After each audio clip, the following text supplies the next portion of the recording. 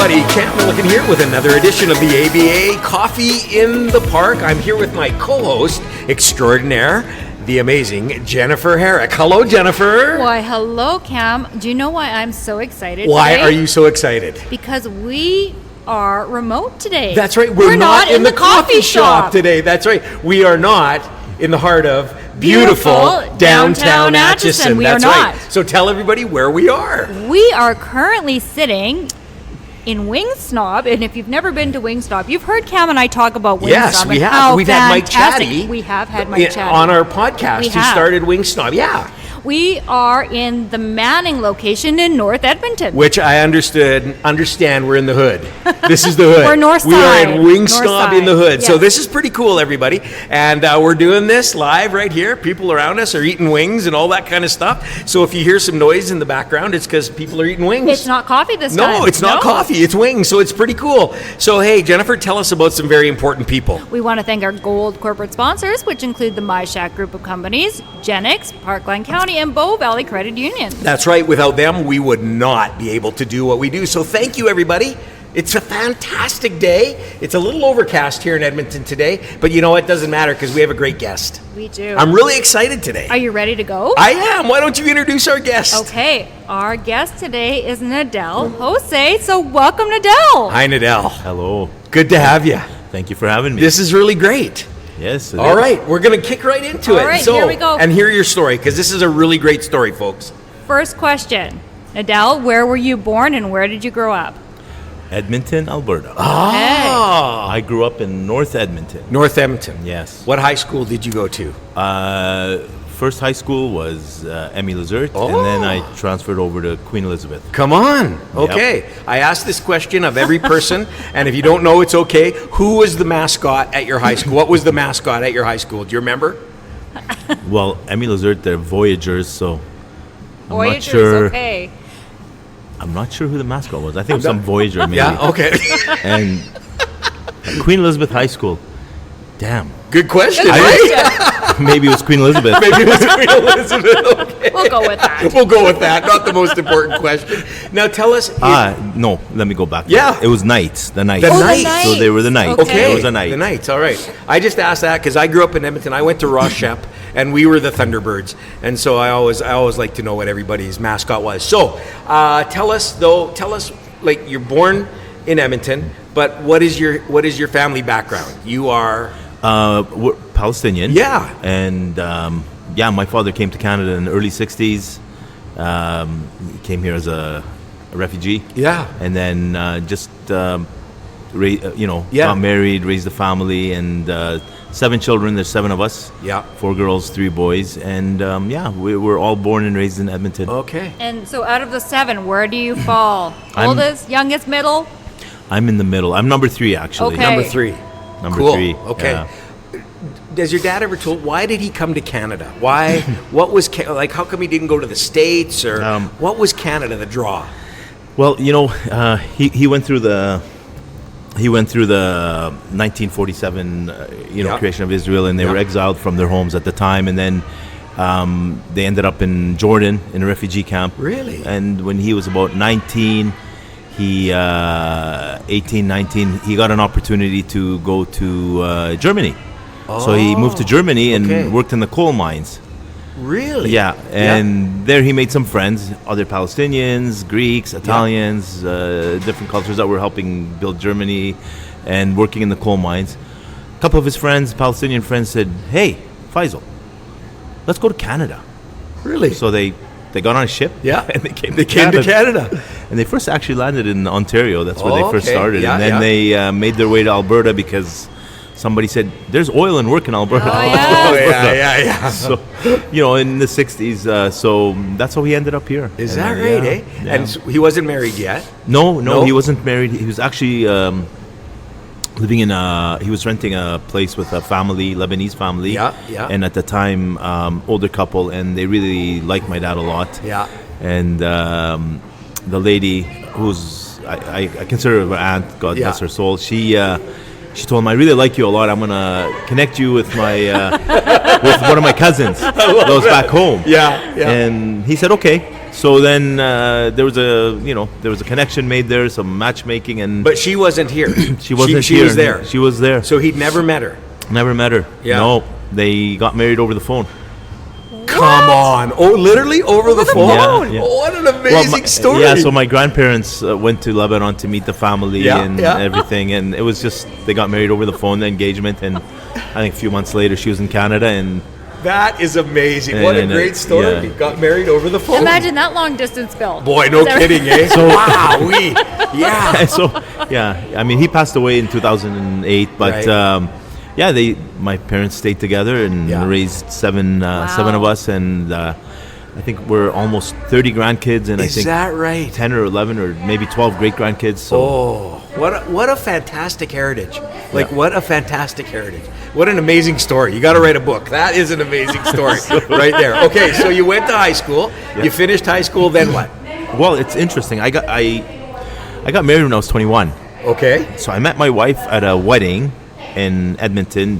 Her family had just moved here from Kuwait. They're Palestinian as well, Okay. and that was before the war in Kuwait, the Yeah, first war. yeah, And yeah. I saw her at a wedding, and I thought, okay, interesting. So then, of course, Was it love at first sight? I mean, caught my eye. Of course. I have to say. If she's listening, it was love at first sight. Yeah, yeah. Absolutely.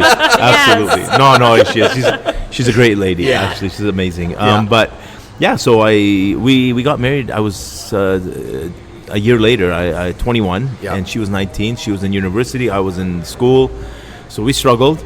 Yeah. I started at NAIT. I was working I was studying electrical engineering technology. Oh, okay. So I completed Yeah, my first yeah. year, and then I realized, damn, I need money. and And that wasn't making you any money. Yeah. no, and my father, he went through a tough time in the 80s. He did well in the 70s, but in the 80s, Yeah. early 80s, Yeah, as you know, wow. Alberta took Yeah. a really Yeah, big yeah, hit. things So, crashed. Yeah. there wasn't really, he couldn't do much to help me, of course, but I knew that. So then I had to leave school and start working. Couldn't find a job, so then I ended up looking around, and I ended up with an electrical contractor in Edmonton, working with them, digging trenches for Wow. $7 an hour. Yeah. It's funny when people complain Folks, to me did about you hear that? $7 an hour. So for those who are complaining now, Exactly. $7 an hour. Yeah, and and that, And like you hard said, work, Yeah, digging and that was a tough trenches, time in yes. Alberta. Yeah, that and- was not an easy time. Yeah, that was early 90s, Yeah. and then I remember after my first year, I got like a 75-cent raise, and I was so excited. I was, okay, I'm gonna make $5-6 more a week. Yeah, that's fantastic. That's So, great. Yeah. So then after that, the company I was with, because I had a little bit of a technology background, and I thought I excelled in what I did, and Yeah. they were happy, so they put me through some additional training in the telecommunications industry, and then I started working with them, and then after 5 years, I decided to move on to the industrial side. Worked on the industrial side in Right. oil and gas, and then opened up Okay. my own company in 2003. Really? Yeah, ASI Tech, still existing, Yeah. still around, and built that company up. We employed close to 70 people. Wow. Yeah. And And what did you guys do? We specialized basically. We supported companies that built automation systems on oil and gas plants. So we would support all their communication systems, Yeah. from SCADA to fiber optics, any automation systems that they needed support with. So we had technicians in the field that would do all the commissioning and support and so forth. So That's amazing. it was busy in the oil and gas, and started in the basement of my house, and Wow. I peaked at about just under 70 employees Wow. before they shut down the pipelines in Alberta. Yeah. And then, Yes. in 2008, I took my son to register for his soccer. Oh, yeah. To play Yeah. soccer. Yeah. I say football now because I'm in Europe a lot. so I Yeah, say that's right. football, Yeah. I can kinda say So, soccer. right. So, folks, when he's talking about football, it's actually It's soccer. soccer. Yeah. So Yeah. I'll try to keep it to soccer. Yeah. Yeah. And so I went to register, and we went to meet the coach and the director of the community at that time, because we were living in St. Albert, and I had to bring him to Kensington in yeah. Edmonton, because Yes. there was nothing available in St. Albert. Okay. And then the director comes and meets us and says, "I'm sorry, folks, there's no coach available." And I'm like, okay. So my son was sad. All these little Yeah, boys are yeah, sad. yeah. My wife says, why don't you do it? I mean, you have your company going, you have people Sure. operating things, and you have time. Did you play soccer as a kid? Or no, I played maybe once in junior high. They needed a goalkeeper, and You got picked. I used to play American football, so I was a bigger guy. So okay. I remember yeah. Coach goes up. He said, you're a big, thick guy. Yeah. You can. We need a keeper. Yeah. So I just stood in that. I mean, we had such a good team. I didn't have to do anything. So I just walked. I love it. That's great. Sometimes I just sat down and Yeah. just watched them play. I mean, they were like, because the opponents could never get into our side of the. And when Yeah. they did, I got up and I actually made a couple of good saves. But. I love it. I remember I landed once and I cut my knee on glass. And I said, I don't want to do this. Yeah. So, but I was like I don't know, 210-pound goalkeeper. I was lifting weights and want to play American football. And That's great. So I took it on, and then I started coaching. And in my travels in football, soccer, I came across different players, and one of them was Alphonso. And then. So we better clarify Alphonso Davies. Alphonso Davies. Yes. Okay.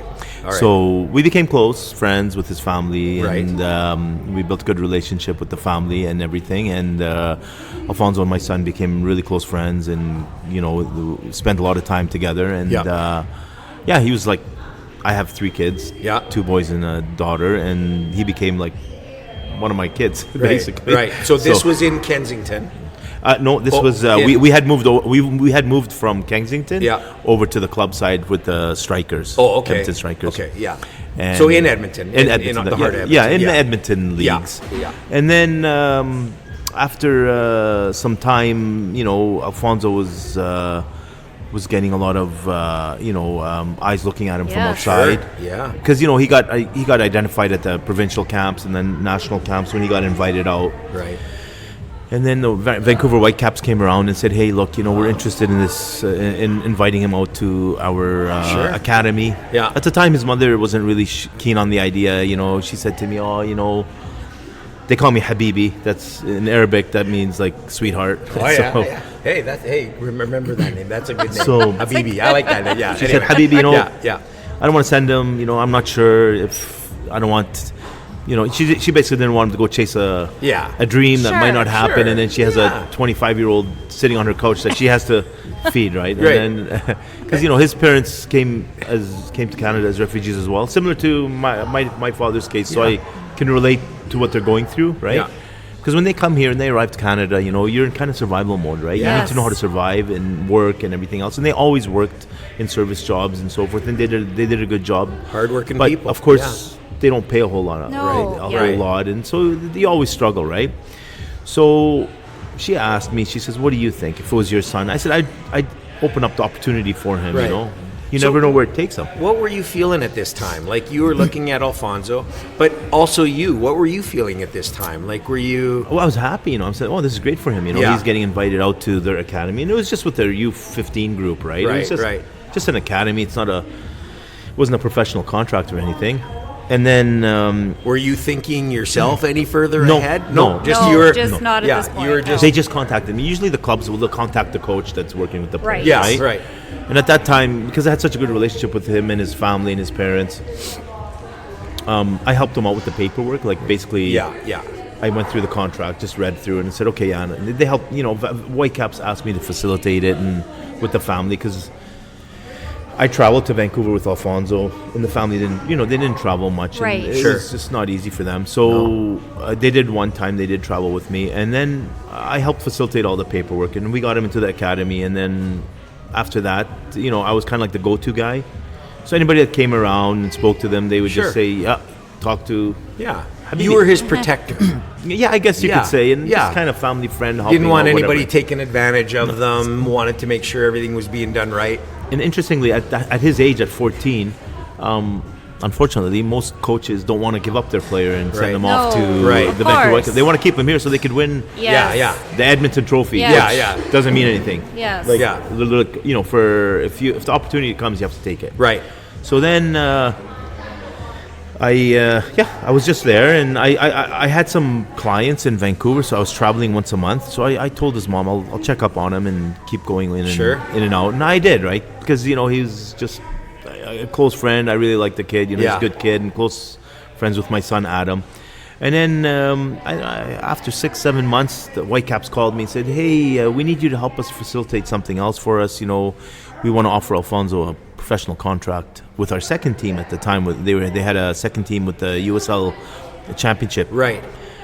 I said, "Oh, okay. What does that entail?" They said, "Well, we just need some paperwork signed." I said, "Okay, well, I'm not going to just sign paperwork, but send it over." I looked at it, went through it, pretty straightforward. I talked to a couple of friends of mine in the soccer industry, just guys who know a little bit about those leagues, and they said it's pretty straightforward, generic, contracts, pretty standard. And hey, we're going to sign him. He was like 14 and a half years old. Paying him $2,500 a month. It was like, wow, okay. I'm like, great. And I think maybe at that time he was making as much money as his dad. Yeah, right. For sure. So incredible, eh?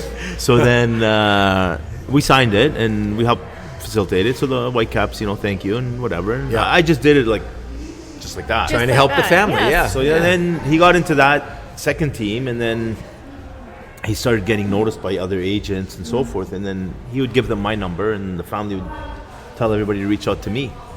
And then I had agents calling me and everything else. So how was the family at this point? Were they accepting more that he was getting recognized, he was getting noticed on a higher level? And 100%. So they were, so 100%. Now they were a little more accepting of more that. Accepting, exactly. And then after, 7-8 months with the second team, they called me again and said, "Hey, we want to sign him with the first team." Right. At 15 years and 8 months.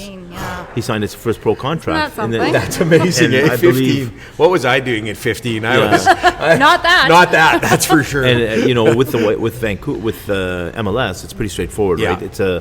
They have a senior minimum and they have because it's a union based structure. Sure. So basically, the player he'll get the minimum. There's a minimum set. Yeah. I think it was just over 65. I can't remember, 60 or 70,000 a year. Right. He's 15 years. Wow. So his kid's like on cloud 9. Yeah, no kidding. 15. So, my goodness. So we facilitated that, and then at that time, now everybody's watching him. All these agents coming in because have multiple agents, and they would just reach out to me and, "Hey, we want you. You want to sign this kid, convince," and Alphonso and his family, they really trusted me in the sense that, talk to me, and I helped them out wherever I can. And these guys would call me and I'd say, "Look, let me know what your plan is, what the idea is here for the kid." And a lot of agents would come around and say, "Hey, listen, we'll include you in the deal." They don't know nothing about me, right? They think maybe I'm just a guy working, looking, Did they think you were his agent or? No, they knew just I was his coach. You were his coach. Okay, yeah. But they knew I was a close family friend. Right. Everything, his parents wanted me to do due diligence because they weren't sure what they were dealing with, right? And they trusted you, and that's an important aspect. And Alphonso would always send me, when guys would come around, he'd say, "I'll call my coach," right? I'm not his coach anymore, but he'd call my coach. So that trust relationship was there, right? And so I would vet these guys, right, and just ask them questions, and then guys would come around and say, "Oh, hey, we'll include you in the deal. We'll slip you some money." And then I'm thinking, okay, well, I'm not here to sell them. First of all, and number two, I don't need your money. I'm working. My company's been successful, thankfully, and hopefully stay successful. But at the end of the day, I'm not looking for to be bribed by some agent. What was that, an eye opener for you, or did you that knew world? that went on already, or? Well, I heard about it. I always say I watched that McGuire with Tom Cruise. Oh yeah. Jerry Maguire, great movie. And all the you can see all the corruption in the sport, right? As an agent, but at the end of the day, it didn't faze me, right? Yeah. So I'm like, okay, whatever. So I said to the agents, I said, look, give me some proposal on paper, send it to me, email it to me. I'll review them and then sit with the family and see what you guys have to offer for them, right? And then I think I had 3 or 4, I can't remember, sent me some information. Some didn't, they just they get a little irate. They don't like it, who does this guy think he is? He's just a youth coach. Well, okay, whatever, no problem. Yeah. And then you're the guy that's trying to bribe me. So Yeah. I'm thinking, That's right. like, don't come with an attitude, Yeah, you know, exactly. like, you know, and this, I love it. so like just beat, you know, from in my perspective, like beat it, like, Yeah, get yeah, lost, right? I don't need to deal with you. So then I sat with his family, and then his mom says, you know, his mom and dad said, Habibi, why didn't you just do it? I'm like, me? I said, I'm not a football coach Yeah. or an agent, I should say. Yeah. I can coach. I coached, and they said, yeah, but you know, you have a business, you're successful. I said, yeah, but like I would, you know, I'd be concerned, you know, I make a mistake or do the wrong thing or Right, not sure, right. you know, like, I mean, Alphonso's really just taken off here, and Yeah. we want to make sure he gets supported well. They said, we trust you, and I thought, oh, okay. And then I asked Fonzie, I said, look, man, your family wants me to do this, and he's like, yeah, you know, you're doing everything, you know, you're helping us with everything else, why not? That's incredible. Like, I trust you, you've Yeah. always been around, and so... I just think that, first of all, they trusted you enough. But secondly, that it wasn't like you were going, well, yeah, absolutely, I need to be your agent. You knew, I mean, yeah. I wasn't planning to. Yeah. be You an agent. weren't planning to be an agent, no. Yeah, No, it wasn't and honestly, your that- life's goal, and you weren't wanting to take advantage of anybody. I think, what an attitude. That's a fantastic attitude. You know, my business in Edmonton here, like, has been doing really well. Yeah. It's still in operation, and I just, it was like my bread and butter, right? Right, So I'm right. thinking, okay, where's this going to take me to become an Right. agent? Yeah, I mean, like, you yeah. know, I hear about guys in the hockey industry and this and that, and they're struggling as agents, and then, you know, you hear about, Yeah. you know, like, you it's not an easy business, because No. most agents are only as good as the talent they have. Right. Right. Yeah, It doesn't yeah. matter how, you know, anybody can sit and have a discussion and try to say they know how to be an agent, but Sure. nobody was born to be an agent. Right. You know, number one is you need talent. Yeah. Yes. If you don't have the talent, It doesn't really matter. it What doesn't does it matter. matter? Yeah. Exactly. Yeah. So I thought about it, and I said, okay. So I spoke to a friend of mine who was actually, he was with Manchester United at the time. Oh, okay. And he was one of the first scouts that looked at Alphonso, and had reached out to me when he was with the Whitecaps. Yeah. And we became close. And I said to him, I said, what do you think of this? Like, I mean, he says, man, do it. He goes, you actually, you know, you're actually close to the kid. You care about him. I mean, Yeah. you're not just seeing dollar signs. Yeah. And I You have his best actually interest wasn't. at heart. And Yeah. That's amazing. Yeah. at that time, you know, there was interest from Manchester United, but nothing had happened. Nobody was at the table at Yeah. that time. There was no Bayern Munich. There was nothing going on, right? And then I took it on. I took it on, and I said, okay, no problem. So then I went to the Whitecaps, and I told them, look, I'm going to be his agent. Because Yeah. at that time, they were promoting an agent, like in the Sure. previous, and I'll say Yeah. it. I tell it publicly, and I'll say it all the time. I don't nothing to hide. There's some shady stuff going on. Sure. In that Yeah. perspective, you know, with the coach, because it's professional sports. the, Yeah. the Whitecaps, you know, at that time, Vancouver had, like, I don't know, maybe a dozen guys. I'm not sure how many, but there was Yeah. a lot of guys from one agent who was tied in Yeah. with the coach. Right. And they were trying to sign So Alphonso. they wanted their agent, not their and- guy. Yeah, and Yeah. they wanted this guy. And then when I told them I'm going to be the agent, they were like, "Oh, you know, it's a lot of work, and there's no money in it." And I'm thinking, okay, well, Stick to what you're doing, man. Yeah. if there's no money in it. Yeah, It's a right? lot of work. Great, no problem. I'm not looking. I'm not I mean, looking for it. you know, and I'm thinking in the back of my head, okay, well, you know, what am I going to make? Yeah. Kid makes 60, 70,000 a year. What am I make? A couple $1,000s a year? It's like you know, I mean, whatever. I eat more than chicken wings. You know? that's right. At Wing Snob. Yeah. Okay. Yeah. Well, there was no wing There snob was yet. no Wing Snob yet. Yeah. That's right. Yeah. That's right. Just the homemade ones. Yeah, But- that's but- right. Yeah. But yeah, so I thought, okay, you know, whatever, right? No. So I did it, and then there's some shady things going on because, you know, the coach at the time was trying to get Alphonso's. They were trying to get Alphonso's family to sign with them, and Right. and with their agent, Yeah. and there's some little bit of shady things going on there. Yeah. And I'm thinking about, I'm like, man, this is not right. So then, I became his agent, and then a year later, I was on a table negotiating a contract with Wow. Bayern Munich. Wow. What a journey. What a story. What an incredible story. And I mean, he became. So folks, we better say. I was gonna say. Yeah. Yeah. Go ahead. I mean, for those who don't know, because not everybody probably is a soccer fan or a No. football fan. Alphonso Davies is considered to be, I would say, and Nedal, you correct me if I'm wrong, one of One of the best. premier players Yeah. in the world, without a doubt. Grew up in Edmonton. Yeah, grew up in Edmonton, in the inner city of Edmonton, and his stardom, his journey has taken him to an amazing place. But he's a great player, great player, and so now you're an agent. You have a business. Did you sell your business? No, kept your business. No, I kept it actually because. And which took more time, your business or being an agent? That's a good question. Yeah. You know what? When I opened up my business, ASI, it just took off. I went from 2003, from myself in the basement, to 2005. Yeah. It's like just under 70 employees.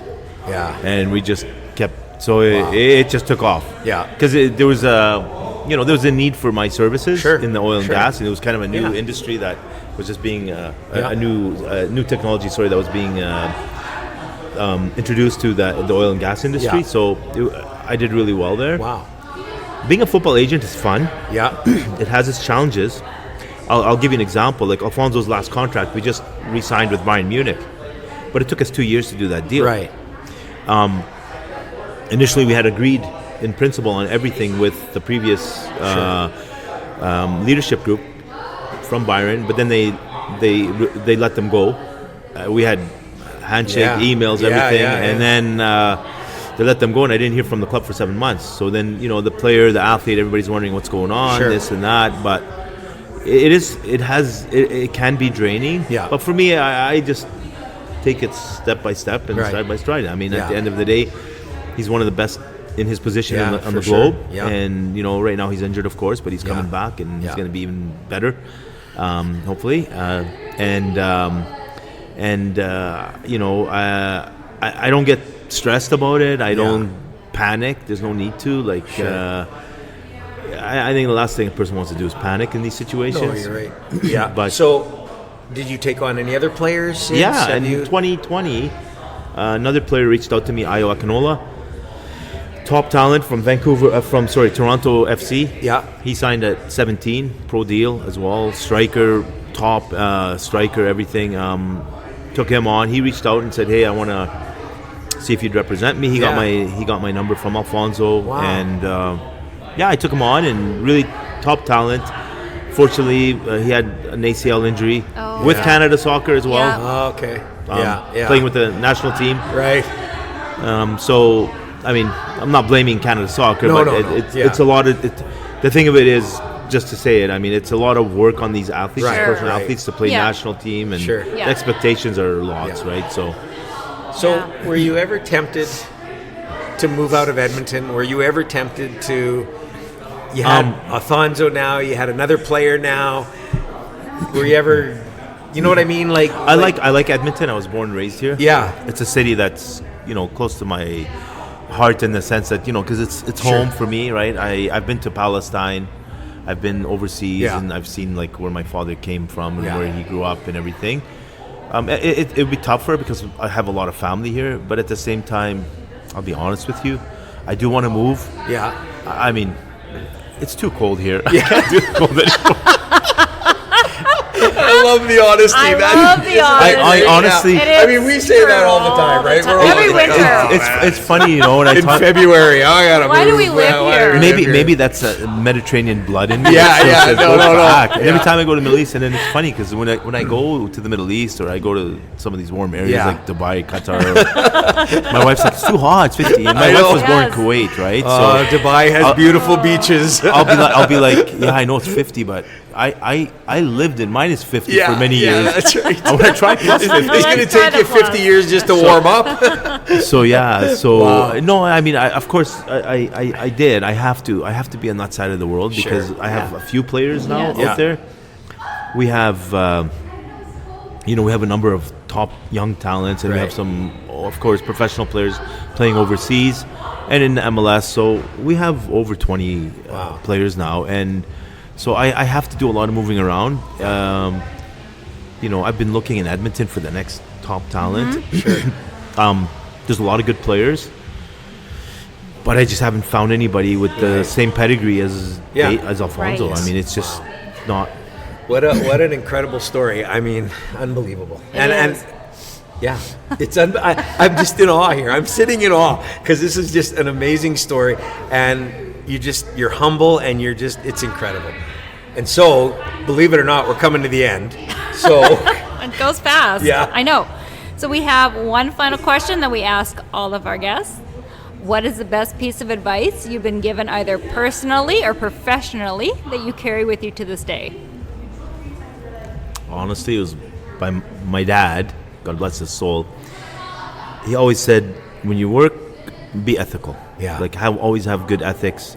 Never panic. And always remember, like, things happen for a reason. Yeah. You might not always get what you want, or if you're trying to win a project or a job, or sign a player and so forth. But accept the situation that you're in, and accept the outcome and the results, because at the end of the day, that's what makes you better and stronger. Yeah.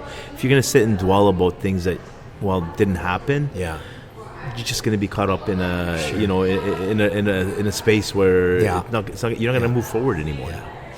Great advice. That's great advice, Nedal. This has been amazing. I'm sitting here. I feel very honored to know you and to have met you. Yes, thank you for agreeing to be on the podcast. I don't think people realize. We see the star.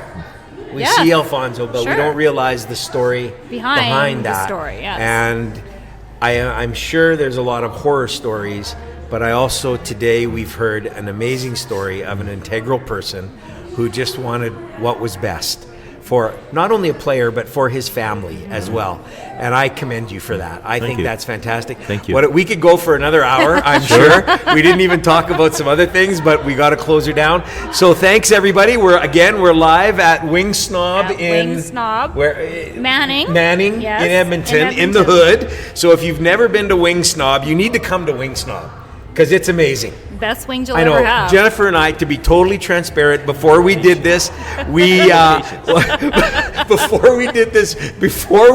podcast, Jennifer and I downed 30 wings. We sure did. Yeah. Between us. Not 30 wings each. Between us, we downed 30 wings. Yeah, you guys didn't even wait for me. Well, no, we'll have more now. We'll stop now. Thanks, everybody. Appreciate it. Thanks, Thanks everyone. Nadal. Really appreciate you being with us. Thanks for having me. Wow. Incredible story, Jennifer? An amazing story and an amazing person. Yeah. And we always hear the story of the athlete, the star, but we never hear the story of the people behind them. And what an incredible story. I love the people that we get on this podcast, Cam. Me too. Jennifer, we get some of the most amazing people who have incredible stories. Thank you, everybody, for listening. We appreciate it. Make sure you tell your friends, tell your neighbors, tell your coworkers. If you don't have any friends, make one so you can tell them about the podcast. Even tell your enemies. And subscribe. Subscribe. Can't even say it. I can't even say it. Just subscribe. And thanks, everybody. Come to a Wing Snob. That's right. Come to Wing Snob. Thank you, Mike Chatty, for letting us do it Mike here. Chatty. All right, everybody. Thanks. See you next time. See you next week.